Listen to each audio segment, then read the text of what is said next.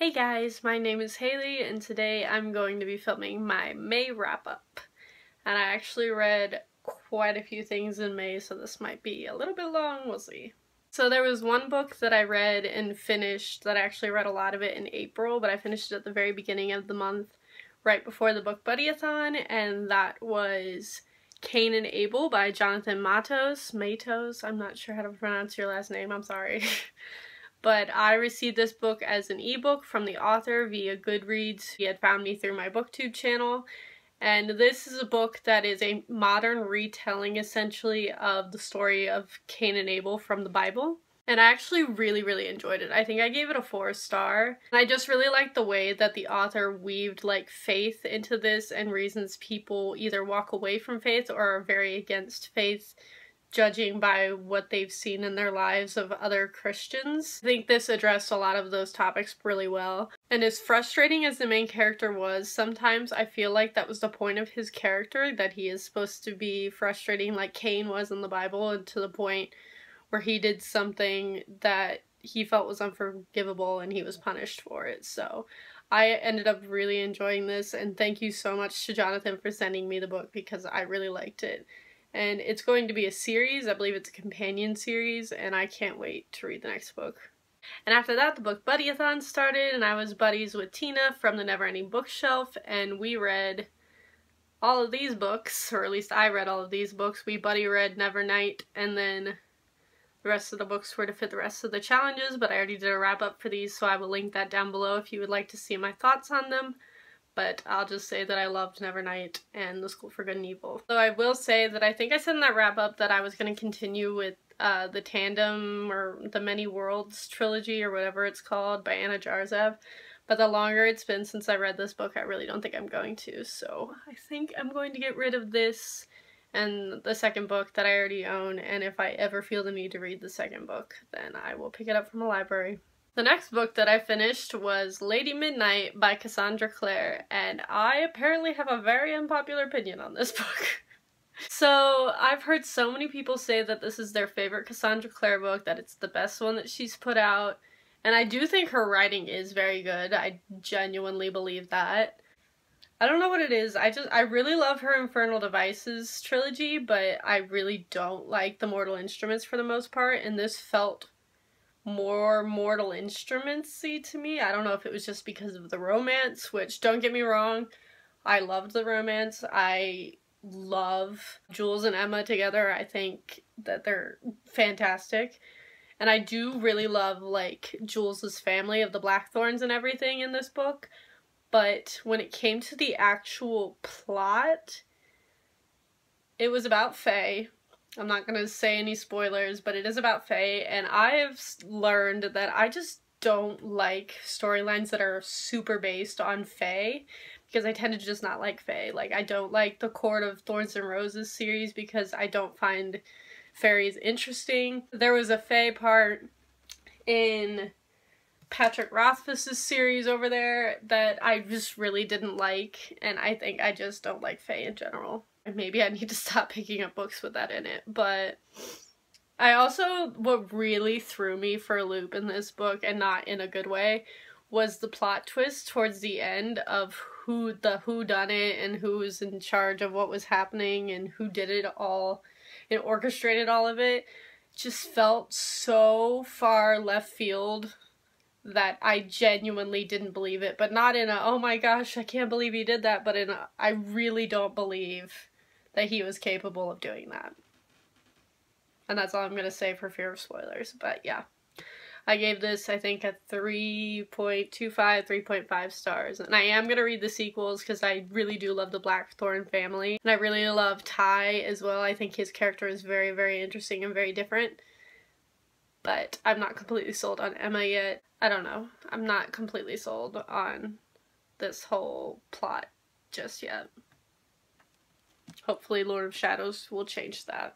Next up, I did a buddy read with Kate from Kate File, and we buddy read The Search for Wanla by Tony Ditzerlisi. I cannot say his name, I don't know why. This is a really fun middle grade that is about this girl named Ava 9 who finds herself drawn out of her home by an attack and then finds herself out in the real world that she's never been in, and what she's been taught up until this point is a lie. And so she has to learn how to survive out in this real world. She makes new friends, like any middle grade adventure story, but I thought it was so much fun. This has really beautiful illustrations by Tony Gitzerlisi, and even Kate was saying that they reminded her a lot of the Spiderwick Chronicles, which he also illustrated, which from what I remember of that series is very true. But it feels very, like, I don't know, it just feels very anime-like to me, just in the art style, but I really enjoyed this. I gave it a 3.75, I believe. It wasn't quite a 4 stars because the big reveal of the Wanla at the end was kind of a little bit underwhelming, but I thought it was cool. I don't know. I don't know why the rest of the series is going to be called the blank for Wanla in each book, because we learn what the Wanla is, so I don't understand. But yeah, it was a very fun middle grade, and I'm excited to read the rest of the books. Next up, I went on a Christian book reading spree, or rather finishing spree, and I read Not a Fan by Kyle Idleman. This is the teen edition. I did read the adult edition like probably 3 years ago, and I really, really loved it. It's basically talking about whether or not you are just a fan who's in there for the fair weather days of a relationship with Jesus, or if you are a follower who will do anything for him, is the most simplest terms to put it into. Basically, whether or not you admire Jesus, or whether you're an actual follower of him. Also, I would just like to say Kyle Idleman is probably my favorite Christian nonfiction author, because he has some of the funniest anecdotes and little, like, footnotes of things that he says in here, and they're hilarious. He's so funny. As I write in all of my Christian nonfiction of, like, thoughts that I had at the time, or something that I felt was very true. As you can see, I really liked this page. But I loved this. I don't remember if there are that many differences between this and the adult edition, since it's been so long since I read that one, but this was fantastic, and I gave it 5 out of 5 stars. Next up, I finally finished So Long Insecurity by Beth Moore, and this has turned into one of those books that I feel like everyone should read. And because a lot of this is based in female, like, the way females' minds work, you might want to be a girl, but if not, they do talk about men a lot in here too. As you can see, I tabbed the crap out of it. We were reading this with a small group at my church, and I'm so happy that we decided to do this, because I loved this book so much, and I highly recommend it. It's one of those books that I would probably recommend up there with If You Feel Too Much by Jamie Turkowski, because it's something that even if you're not a Christian, you would definitely get something out of this. And it just talks about why we have certain insecurities and the way that our minds work to lash out when we're attacked on one of those insecurities. And it is biblically based, but even if you're not a Christian, I truly believe you will get something out of this book. It was fantastic. 5 out of 5 stars. Probably gonna reread this pretty regularly. And then for the Cassandra Clare read-along, I read City of Fallen Angels. Funnily enough, I read this in like a day because, 1, it's short for her books. 2, I get through her books pretty fast even if I'm not necessarily enjoying them. And this is my least favorite of Cassandra Clare's books, like, altogether, I'm pretty sure. Just because it focuses a lot on the vampire politics, which... Same of me not being fans of fae, I'm not a fan of vampires either. I really don't like them.